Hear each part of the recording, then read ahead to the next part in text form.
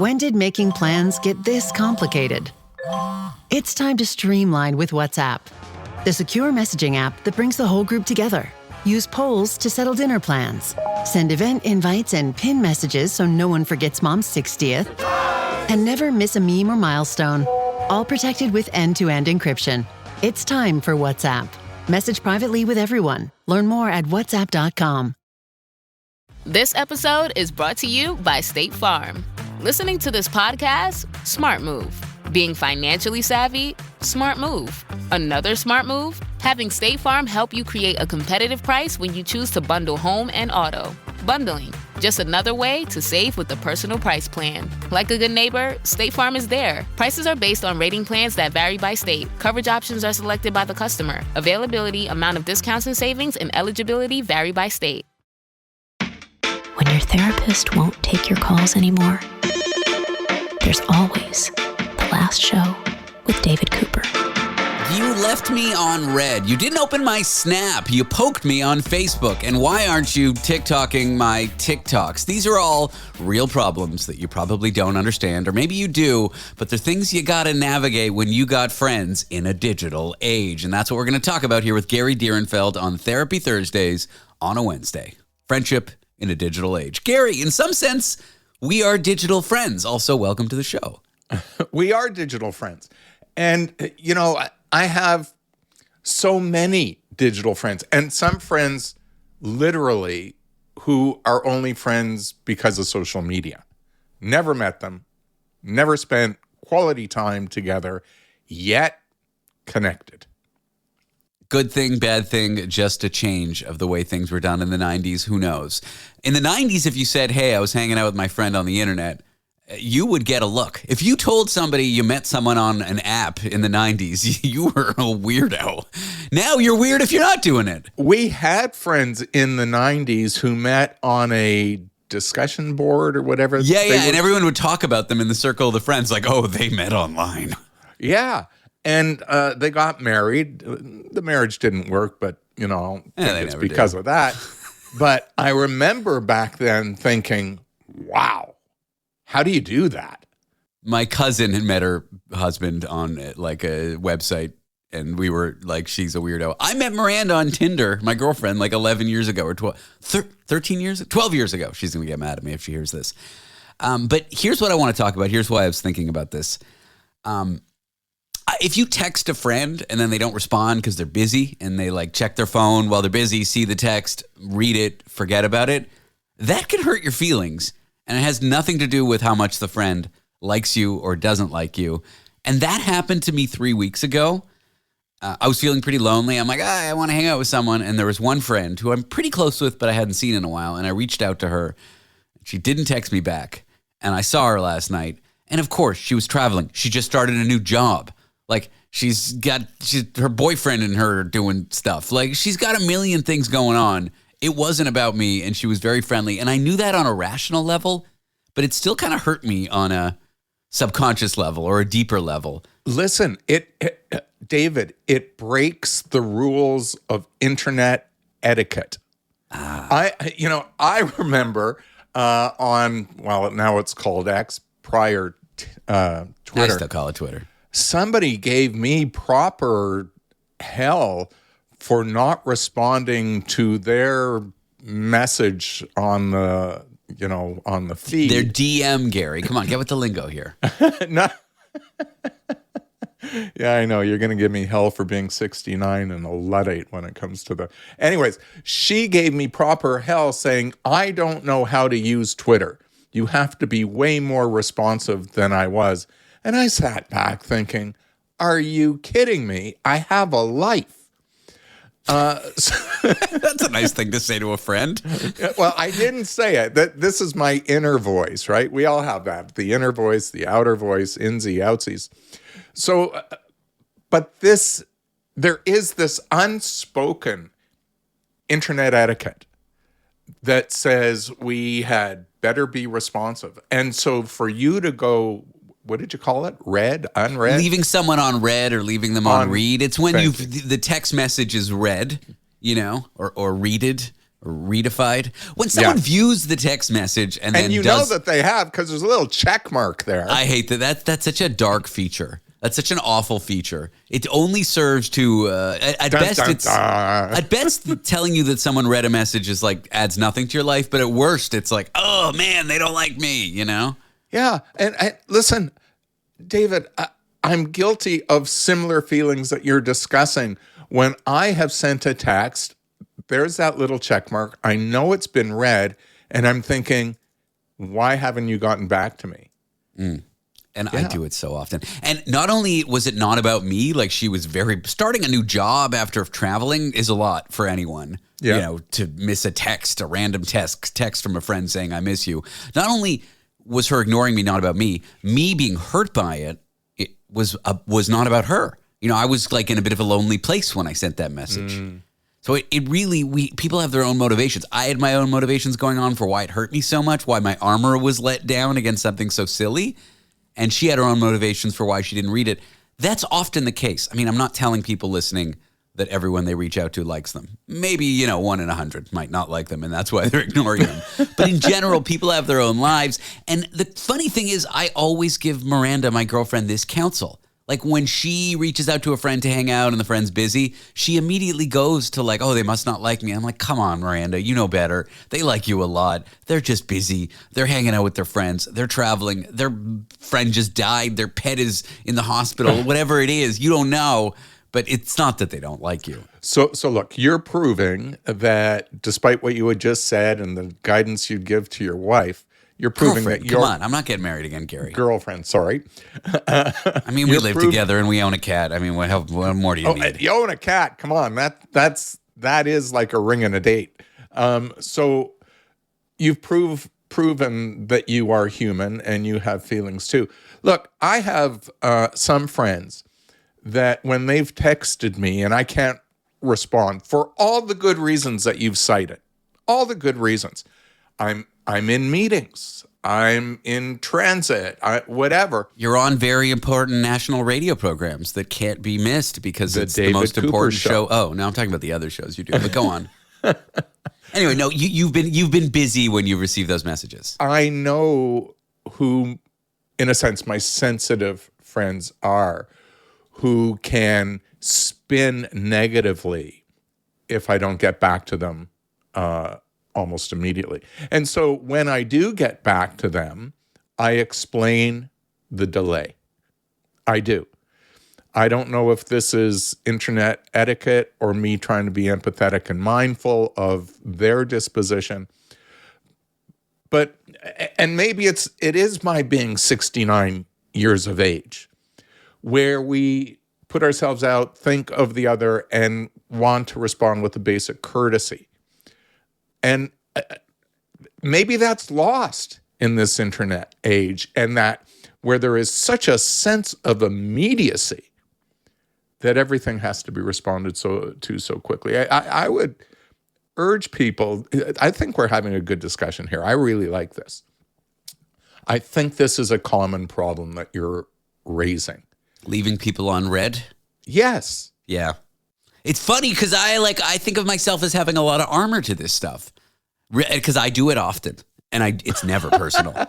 Guilty of that which you complain about. Of course. I mean, the things we don't like in other people, the advice we give to other people is because we're secretly not good at taking it ourselves. It's why we know about it.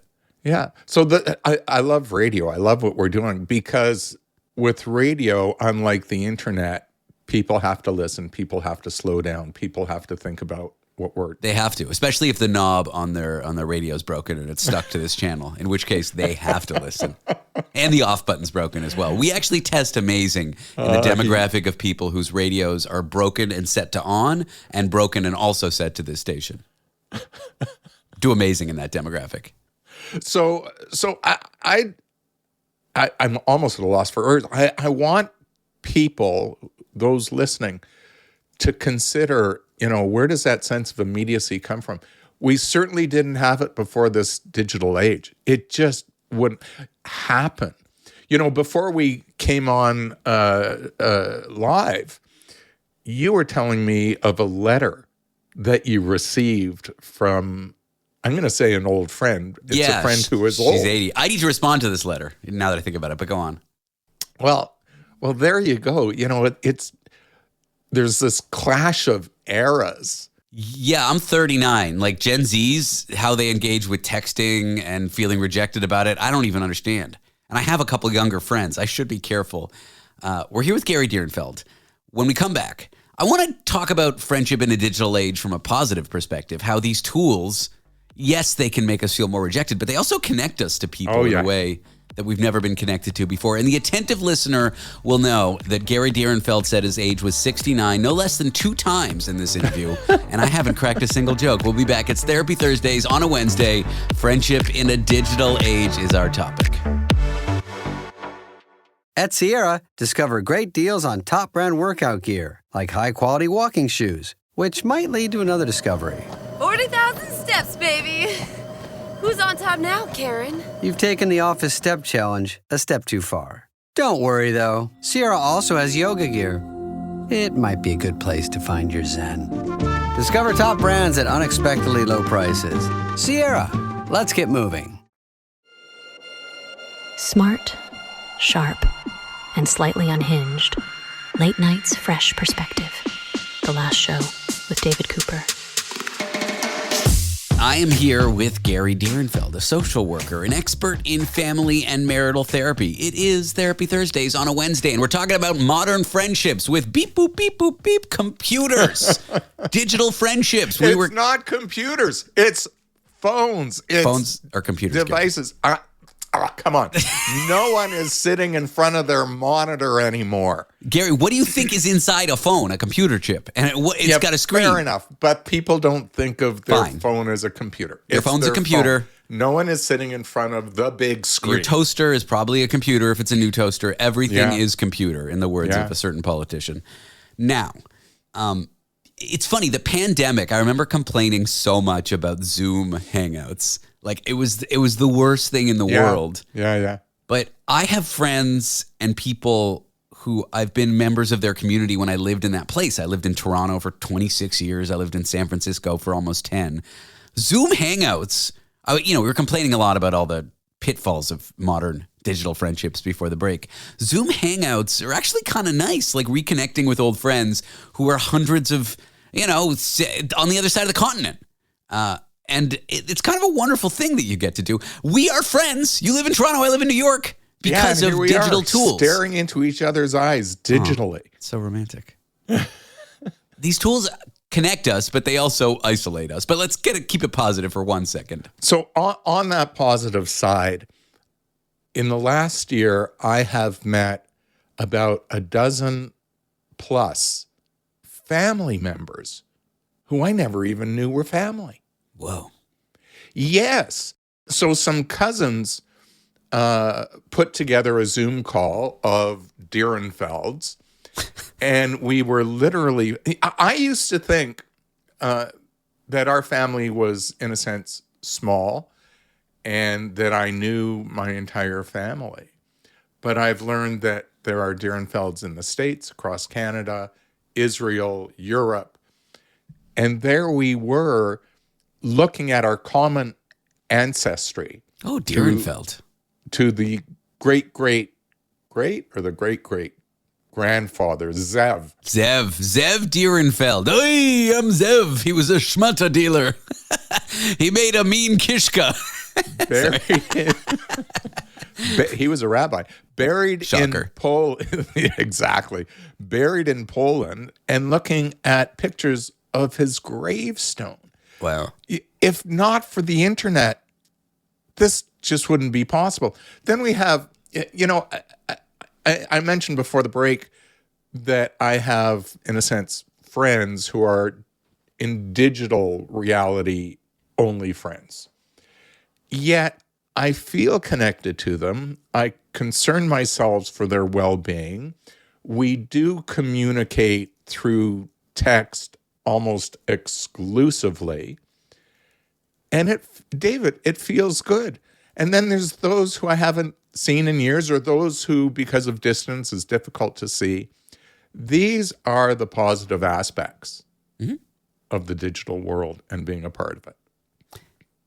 I mean, I feel like it's a topic that gets covered on the radio and television and online, and everyone's talking about it. But it is worth saying, social media, seeing your friends, partying in the pictures and the gatherings, it's a really easy way to feel bad about yourself when you're feeling lonely and excluded. And it's not real, and it's a slice of life. And not that my social media makes me look cool, because it doesn't, but it makes me look like I have friends, which I clearly don't. I mean, other than you. I'm just saying, it's like, it's a very, I mean, we all know this, but it's the topic at hand, digital friendships. Like, don't compare yourself to what you see your friends are doing on social media. Right. And there's some of the downsides that, in a sense, people frequently misrepresent who they are and what their lives are like in a digital space. And so, sometimes it's nice to break through that facade. And can you be authentic is a question that I would pose to many in the digital space. Can you be authentic? Are you being who you really are? Look, that's something I face in my social media. I strive to be authentic. I strive to be who I am. I strive that if somebody were to meet me on the street, we'd likely have the same kind of conversations. And I would hopefully be seen as open, transparent, and authentic. And look, if you really want a friend, those elements, the openness, transparency, and authenticity, those are elements that make for true friendships, online or offline. Yeah. I recently talked to somebody on the show who did a research paper about reaching out to old friends, like not old good friends, but old acquaintances, people you knew somewhat well. And like, it has this extreme benefit of making you happier, feel less lonely. It's got a benefit to the person you reach out. And so from this conversation, I was kind of racking my brain. Who are some of these people in the last 15 years who I was close with, like good acquaintance status, maybe went to one dinner with, maybe had a heartfelt conversation. Maybe it was a professional contact who I had a wonderful meeting with where we really leveled with each other, whatever it is. And I've been reaching out to people, and a bunch of them haven't been responding, and that's okay. But it's been nice, reconnecting with old friends. And you couldn't do this without the internet. Yes. And apropos of that, one of the things that I've done in recent years is to reach out to those persons who were helpful to me in my life or my career, to let them know what has transpired since and their role in my trajectory, and to express gratitude. These are some of the wonderful things that we can use to make others feel good and to make ourselves feel good as well. Yeah, it's never too late to reach out or say thank you. Sometimes it feels like it is. It's been too long. I should have thanked them closer to the date, but that's BS. Yeah, and like yourself, I don't always get a reply.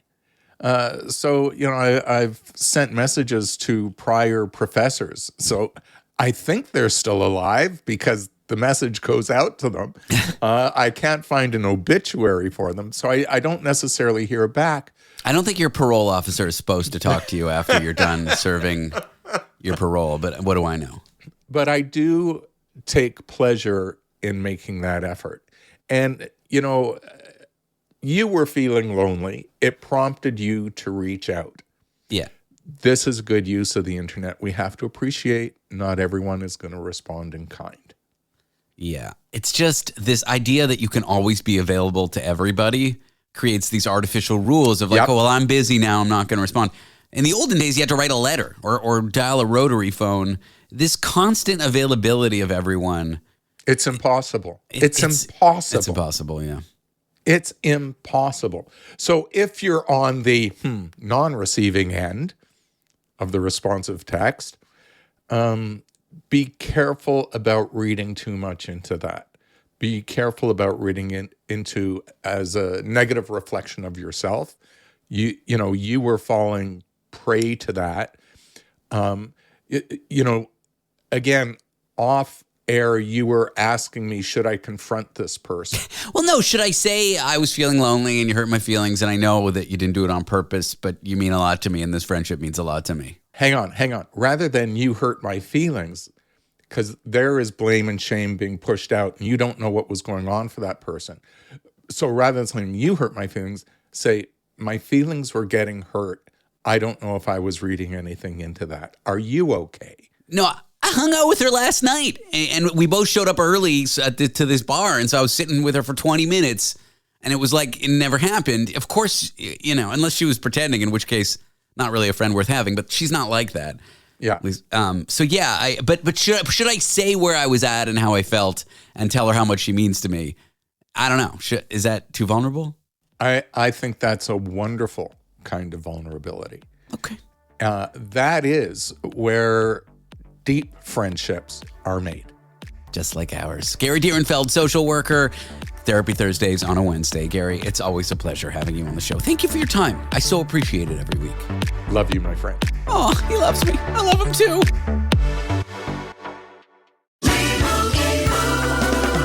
Doug. Here we have the Limu Emu in its natural habitat, helping people customize their car insurance and save hundreds with Liberty Mutual.